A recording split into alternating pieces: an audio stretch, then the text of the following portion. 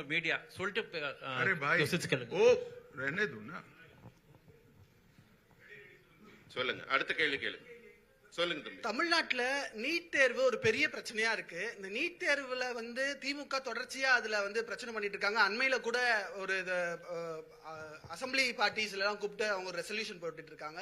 இந்த மாதிரி விஷயங்கள்ல தமிழ்நாட்டுக்கு பிஜேபி டெட் அகைன்ஸ்டா இருக்கு அப்படின்றத ஃபீல் பண்றாங்க. சோ உங்க அலையன்ஸ் இதுக்கு எப்படி பதில் சொல்வீங்க? नीट का इश्यू तमिलनाडु में बहुत बड़ा समस्या। देखिए नीट का इश्यू भी ये लोग ध्यान भटकाने के लिए खड़ा कर रहे हैं और डीलिमिटेशन का इश्यू भी ये लोग ध्यान भटकाने के लिए खड़ा कर रहे हैं। மக்களின் கவனத்தை திசை திருப்புவதற்காக மட்டுமே நீட் டீலிமிட்டேஷன் போன்ற பிரச்சனைகளை திமுக பயன்படுத்துகிறது.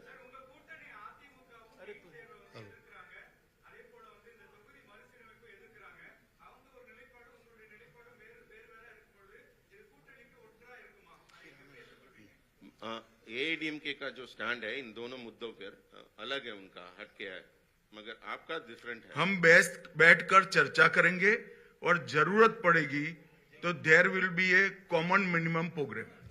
सर मैं बोल रहा हूं।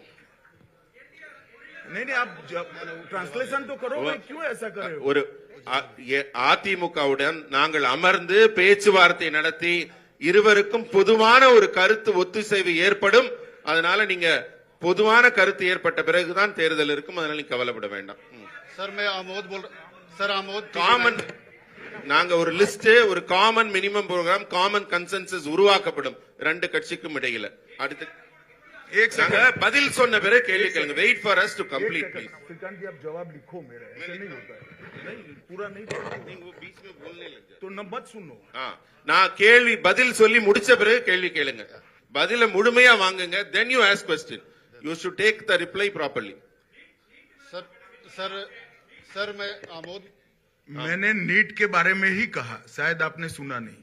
நீங்க சொல்லுங்க सर मैं ट्रांसलेशन तो कर। நான் நீட்டை பத்தி தான் உங்களுக்கு சொன்னேன். திரும்ப நீங்க அதுக்கு அதே கேள்வி கேட்கறீங்க. அதுக்கான பதில் சொல்லி ஆகிவிட்டது. பொதுவான கருத்து ஒத்துசைவு வந்த பிறகுதான் நடக்கும்.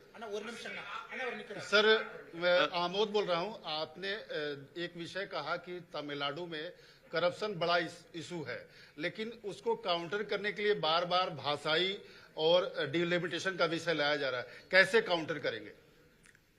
हम जो जनता के असली मुद्दे हैं उसको लेकर जनता के बीच में जाएंगे और मैं मानता हूं कि तमिलनाडु की जनता असली मुद्दों को जानती है और डीएमके से जवाब भी चाहती है.